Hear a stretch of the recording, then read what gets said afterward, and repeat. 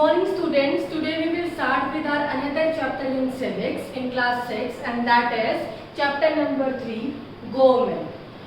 Students, you have seen this thing in the newspaper also, in the TV also, that government has done this thing, government has done this thing, yeah, government has not done this thing. So the question is, what is government? Basically what we can say, that government is a particular body or government is an organization which is chosen by the people, or government is the representative of the people that works for the welfare of the people, that sees that the citizens of the country, that the people do not get affected in any way and their problems got solved on time. So in this chapter we will study what are the various jobs that are done by the government, or what is the role of government, how the government is important. You can see here, firstly, the first importance of government is to protect the boundaries of the country and maintaining peaceful relation with the other countries.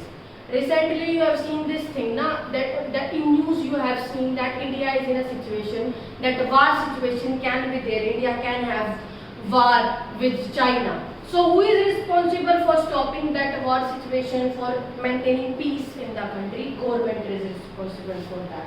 Second is, it is responsible for ensuring that all its citizens have enough to eat and they have good adequate facilities with them.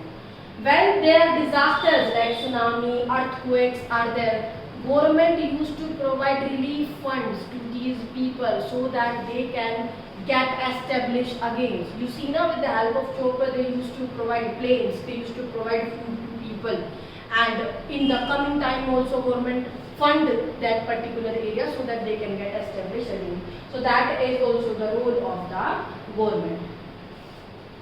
Perhaps you are wondering how government managed to all this work, but the question is that how government is going to manage all this work and why it is necessary for them to do so, why it is important for the government to work for the welfare of the people. So we are going to study about that in this chapter. Now see student, can you list the things that the government does which have not been mentioned? You can tell some of the things that are not mentioned in here and you think government is working on that. So many things are there, like providing education facility in the state, basic education to all. That is also the role of the government. Then yes, some rules have to be made that to be applied everywhere, and leadership, proper leadership control is there, proper leaders are there in any government. These are our representatives and they have the right to work for the welfare of the people, and they decide only what can be done so that problem of the people can be solved. Then is level of the government. Students, there are 3 levels of government. Now what are 3 levels? Basically there are 3 levels of government, and these are at local level, at state level, and at national level or at central level. At local level means we are talking about the panchayat. In rural area you used to see na panchayat is there. So what is the role of that local government? And the role of that panchayat or that local government is to see what is the problem faced by the people of the particular village, and the panchayat is going to solve that problem. State government, to see what problems are faced by the people of that particular state. State government is going to interfere in that. And national government or central government, they make those policies which is for the whole nation. So thereafter students, as I already told you, 3 levels: at central level, at state level, and at local level. We are going to study that we have different states and different capitals with us. That is the political map of India. I'll just make one separate video on the different states and different capitals. Moving ahead student, and this map also, adjacent country to India. Adjacent means all those countries which are situated nearby India, like Pakistan, Nepal, China, Bhutan, etc. We will discuss this map in detail in separate videos students. Next is laws and the government. Yes, we all know this thing Who is responsible for making the law? The government is responsible for making the law in any country. Thereafter, the government makes law and everyone who lives in the country has to follow these laws. If the government make any law, suppose this rule is there that wearing helmet during driving a two-wheeler is a law. So it is compulsory for all the persons who are driving on two-wheelers to wear that helmet. Then yes, this is the only way government can function. Just like the government has the power to make rule decisions, government has the power that it can make laws, that it can take decisions in favor of the people. For example, there is a law that says that all the person driving in motor wheelers must have a license. This is the law which is created by the government. So if any person is driving without license, what will happen? He would have to pay the penalty in the court, or he can be prisoned also. So that is the key. No one can interfere. People can interfere, but not directly, indirectly, with the help of their representatives, like with the help of MLAs, with the help of MPs that are chosen by us, by people only, but not directly. Thereafter, students, in addition to any action that government can take, there are also steps that people can take if they feel that a particular law is not being followed. What is said here, that government used to see that the laws which are framed by the government, all the people must be strictly following those rules. And if they are abiding that rule, they are not following that rule, that they will be awarded with the, or you can say they will be given with the punishment or as imprisonment or as fine. Thereafter, if a person feels, for example, that they were not hired for job because of their religion, because of their caste, he or she may approach the court and the claim that the law is not being followed. Now, what does this point mean, student? This point means that all the person in the eyes of law are equal, irrespective of their religion, their caste, their gender. If any of the individual is facing this problem that they are discriminated on any of these norms, then they have the right that they can approach to the court and ask for their right. Suppose one person is there who is, or one organization is there who is giving jobs to only Hindu and they are denying jobs to the Muslim, though they are efficient enough, then they have the right, then they can approach to courts. Thereafter, students, type of government. We have different type of government, and first one is democratic government. And we all know that India is a democratic government. Now, what is a democratic government? Democratic government is a type of government which is of the people, by the people and for the people. What does that mean? That means that the people of the country have the right to choose their own representatives, to choose their own leaders, and their leaders will decide, their leaders will work for the welfare of the people. And they can raise point, they can criticize the government. In democratic government, people have the right to criticize the government if they face or if they feel that the government is not working for the welfare of the people or is doing discrimination. The second form of government is monarch government. Now, what is monarch government? Monarch basically means king or queen rule. Now, what is king or queen rule? Under monarch government, the king or queen has the complete power to take the decision. If the king said this should be done in this way, this is going to be done in this way. And the people have no right to criticize the king or the queen or to criticize the monarch. They cannot criticize. Whatever the king have decided, that is finalized. So that is monarch government. We have discussed democratic government, we have discussed monarch government. Thereafter, students, we will discuss some other points also here. I told you regarding democratic government. Now, one particular poster picture you can see here, that is votes for women. Earlier, what happened, students, in USA also, women were not not given the right to vote. Only men have the right to vote, but women were not having right to vote.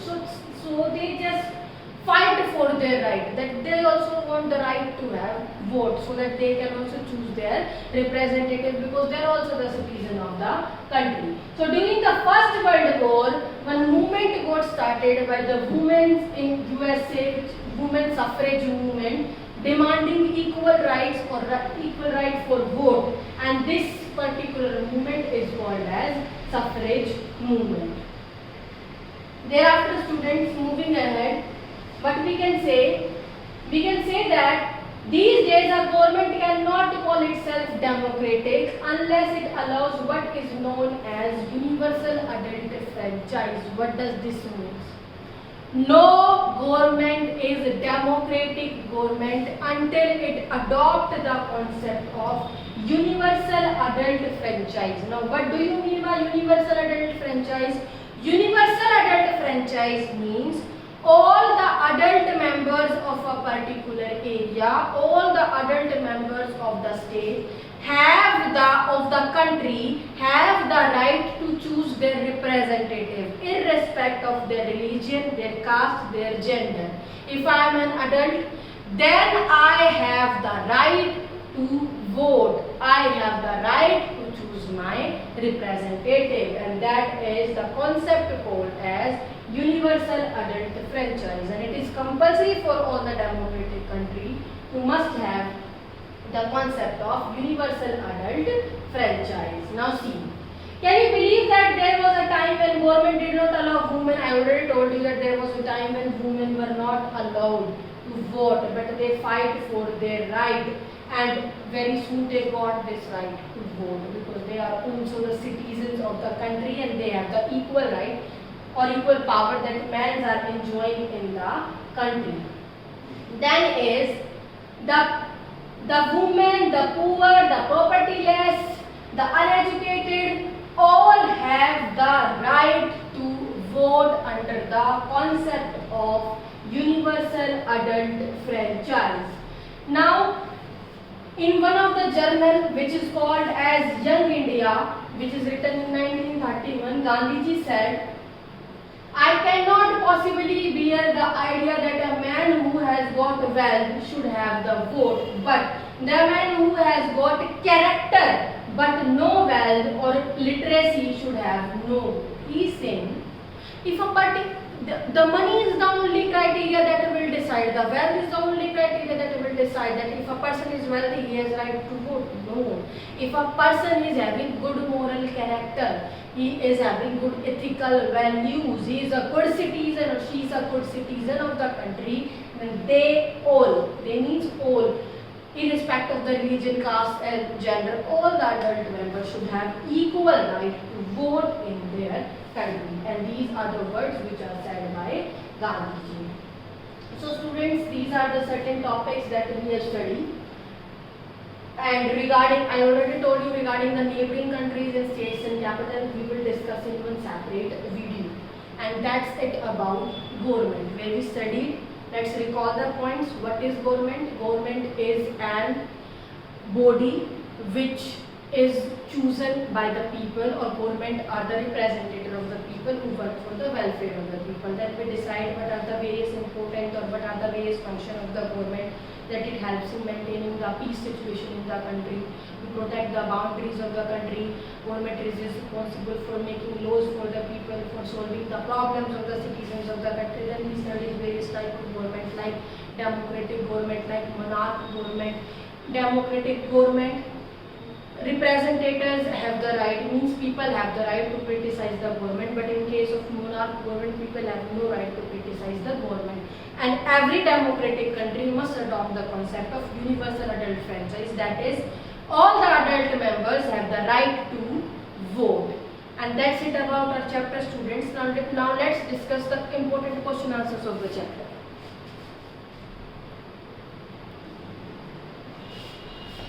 Now let's discuss the question answer, student. Our first question is, what do you understand by the word government?